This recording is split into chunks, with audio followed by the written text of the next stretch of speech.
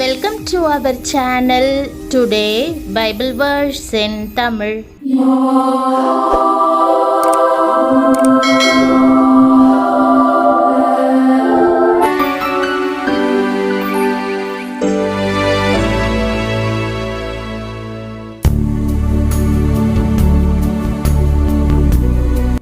இன்றைய வசனம் அப்போஸ்தலர் 2ஆம் அதிகாரம் 28ஆம் வசனம். கிறிஸ்துவுக்குள் பிரியமானவர்களே, நம்முடைய ஆண்டவரும் இரட்சகருமான இயேசு கிறிஸ்துவின் வல்லமையுள்ள நாமத்தில் உங்களை வாழ்த்துகிறேன்.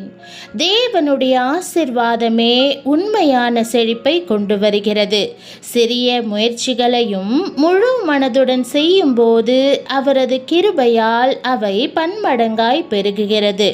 அவரது வாக்குத்தத்தத்தை நம்புங்கள்.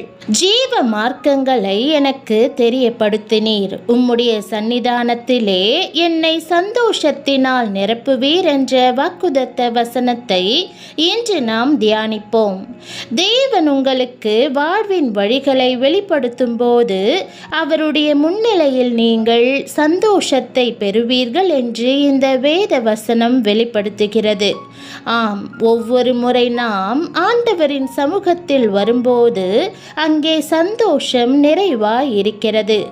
எதையாவது சாதிக்கும் போது, புதிதாக ஒரு குழந்தை பிறக்கும் போது, நாம் பட்டம் வாங்கும் போது, பதவி உயர்வு கிடைக்கும் போது அல்லது திருமணம் நடக்கும் போது என்று பல நேரங்களில் சந்தோஷமான தருணங்களை நாம் கொண்டாடுகிறோம். அந்த சந்தோஷத்தை சுற்றி இருக்கிறவர்களுக்கும் பரப்புகிறோம். ஆனால் சிறையில் மகிழ்ச்சியாயிருந்த 2 மனிதர்களை குறித்து வேதத்தில் பார்க்கிறோம். பவுலும் சீலாவும் நடுராத்திரியில் தேவனை துதித்து பாடினார்கள். திடீரென பலத்த நிலநடுக்கம் ஏற்பட்டு சிறைச்சாலையின் கதவுகள் திறந்தன, சங்கிலிகள் கடன்றன. இதை கண்டு பயந்து போன சிறைச்சாலைக்காரன் தன்னையே குத்தி கொள்ள போனான். பவுல், உனக்கு கெடுதி ஒன்றும் செய்து கொள்ளாதே, நாங்கள் இங்கேதான் இருக்கிறோம் என்று சத்தமிட்டு கூறினான். சிறைச்சாலைக்காரன் நடுங்கியவனாக அவர்கள் முன்பாக விழுந்து, ரட்சிக்கப்படுவதற்கு நான் என்ன செய்ய வேண்டும் என்று கேட்டான். அன்று ராத்திரியிலே அவன் வீட்டார் அனைவரும் விசுவாசித்து ஞான ஸ்நானம் பெற்றார்கள். ஆண்டவருக்குள் ரட்சிப்பை பெற்ற சந்தோஷத்தினால் நிறைந்தார்கள். சந்தோஷம் எங்கு தொடங்குகிறது? சிறைச்சாலையில். அது சிறைச்சாலைக்காரனின் வீட்டுக்கு பரவுகிறது. நிச்சயமாகவே அவன் சென்று மற்றவர்களுக்கு இயேசு அருளும் சந்தோஷத்தை குறித்து கூறியிருப்பான். அநேக வேளைகளில் நாம் ஆலயத்தில் அல்லது குறிப்பிட்ட இடங்களில்தான் அப்படிப்பட்டதான சந்தோஷம் காணப்படும் என்று நினைக்கிறோம். ஆனால் இயேசு 2 பேராவது 3 பேராவது என் நாமத்தினாலே எங்கே கூடியிருக்கிறார்களோ அங்கே அவர்கள் நடுவிலே இருக்கிறேன் என்று சொல்லியிருக்கிறார். பவுலும் சீலாவும் பரிசுத்தமே இல்லாத இடத்தில், குற்றவாளிகள் சூழ்ந்திருக்கும் இடத்தில் ஆண்டவரை துதித்தார்கள். அவரது பிரசன்னம் சிறைச்சாலையை நிரப்பியது. அந்த சந்தோஷம் இரட்சிப்பின் வழியாய் நிரம்பி வழிந்து சுற்றி இருந்த அனைவரையும் தொட்டது. கர்த்தரின் சந்தோஷம் ஓரிடத்தையோ சூழ்நிலையையோ பொறுத்ததல்ல, எங்கும் இருதயத்தை நிரப்ப அந்த சந்தோஷத்தால் முடியும். ஆம் பிரியமானவர்களே, இன்றும் தேவன் நமக்கு புது ஜீவனை தந்து தம்முடைய சந்தோஷத்தால் நம்மை நிரப்ப விரும்புகிறார். அவர் நமக்குள் இருக்கிறபடியால் அவரது பிரசன்னமும் நமக்குள் இருக்கிறது. காலைதோறும் அவரை வாழ்க்கைக்குள் அழைக்கும் போது அவர் யாராலும் பறிக்க முடியாத சந்தோஷத்தால் நம்மை நிரப்புவார். அந்த சந்தோஷம் நிரம்பி வழியும். உங்கள் நண்பர்களை, உடன் பணிபுரிகிறவர்களை, குடும்பத்தினரை தொடும். அவர்களும் இந்த சந்தோஷத்தை நான் எப்படி பெற்றுக்கொள்வது என்று கேட்பார்கள். உங்கள் சாட்சியின் மூலம் அவரது இரட்சிப்பின் கிருபையை அறிந்து கொள்வார்கள். யோவான் 11:25 இயேசு கூறுகிறார், நானே உயிர்த்தெழுதலும் ஜீவனுமாய் இருக்கிறேன். என்னை விசுவாசிக்கிறவன் மரித்தாலும் பிழைப்பான். ஆம், நீங்கள் அவருடைய வழிகளில் நடக்கும்போது நீங்கள் ஜீவ மார்க்கத்தை பெறுவீர்கள். இயேசுவை உலகத்திற்கு அனுப்பியதற்காக தேவனுக்கு நன்றி கூறுங்கள். இயேசு உங்களை ஜீவனுள்ளவராக மாற்றும்போது உங்கள் வாழ்க்கை மகிழ்ச்சி நிறைந்த வாழ்க்கையாக மாறும். அவர் எப்படி இந்த சந்தோஷத்தை உங்கள் வாழ்க்கையில் கொண்டு வருகிறார்? யோவான் 14:19 இயேசு, மறுபடியும் கொஞ்ச காலத்திலே என்னை காண்பீர்கள் என்று கூறுகிறார். நீங்கள் ஜீவனுள்ள வழிகளில் நடக்கும்போது நீங்கள் மீண்டும் இயேசுவை காண்பீர்கள். உங்கள் துக்கம் சந்தோஷமாக மாறும்.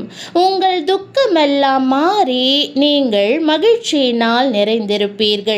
இரண்டாவதாக நெகேமியா 8:10 கர்த்தருக்குள் மகிழ்ச்சியாயிருப்பதே உங்களுடைய பலன் என்று கூறுகிறது. நீங்கள் வலிமையாக இருந்தால்தான் வாழ்க்கையில் வரும் ஒவ்வொரு புயலையும் எதிர்கொள்ள முடியும். நீங்கள் கர்த்தருடைய மகிழ்ச்சியால் நிரப்பப்படும் போது இந்த வகையான வலிமையை பெறுவீர்கள்.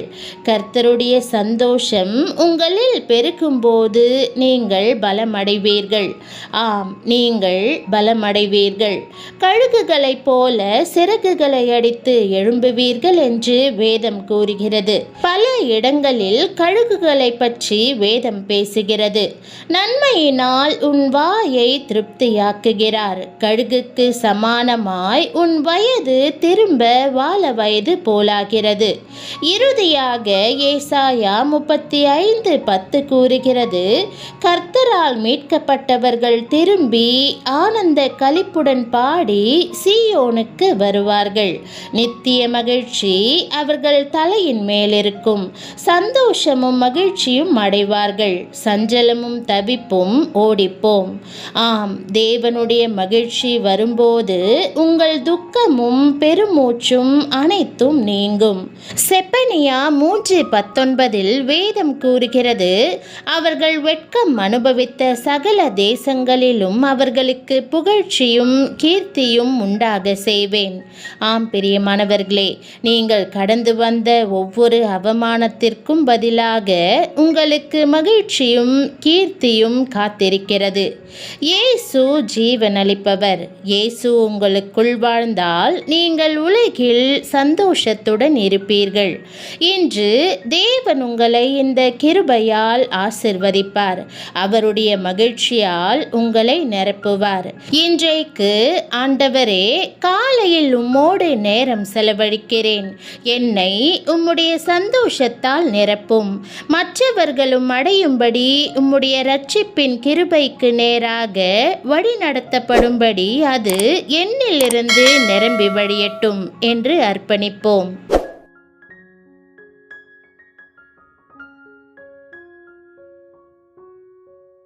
ஜெபம். அன்பின் ஆண்டவரே, இன்றைய வாக்குறுதிக்கு நன்றி. உமது சந்தோஷத்தால் என்னை நிரப்பி என்னை பலப்படுத்தும். நான் உம்மில் பலங்கொண்டு கழுகு போல் எழும்புவேன். ஆண்டவரே, நான் சந்தித்த ஒவ்வொரு அவமானத்திற்கும் நிகராக எனக்கு புகழ்ச்சியும் கீர்த்தியும் உண்டாக செய்தருளும். என் ஜீவனை மீட்டு தந்ததற்கு நன்றியப்பா. உம்முடைய சமூகத்தின் சந்தோஷத்திற்காக உம்மை ஸ்தோத்தரிக்கிறேன். உம்முடைய ஆவி எனக்குள் இருக்கிறது என்று அறிந்து பவுலும் சீலாவும் சிறைச்சாலையில் உம்மை துதித்தது போல எல்லா சூழ்நிலையிலும் உம்மை துதிக்க கற்றுத்தாரும். நான் மட்டுமல்ல, என்னை சுற்றிலும் இருக்கிறவர்களும் உம்முடைய அன்பை ருசிக்கவும் உம்முடைய தயவை காணவும் தக்கதாக உம்முடைய சந்தோஷம் நிறைந்து வழியும்படி என்னை நிரப்பும். என் வாழ்க்கை இரட்சிப்பின் சந்தோஷத்தால் பிரகாசிக்கட்டும். மற்றவர்களை வழிநடத்தட்டும் என்று நான் என் உள்ளத்தை அர்ப்பணிக்கிறேன். என்னை உம் சமூகத்தால் சந்தோஷத்தால் கிருபையால் நிரப்பும். இயேசுவின் நாமத்தில் ஜெபிக்கிறேன் நல்ல பிதாவே, ஆமேன். தேவனுடைய நாமம் மகிமைப்படுவதாக. ஆமேன்.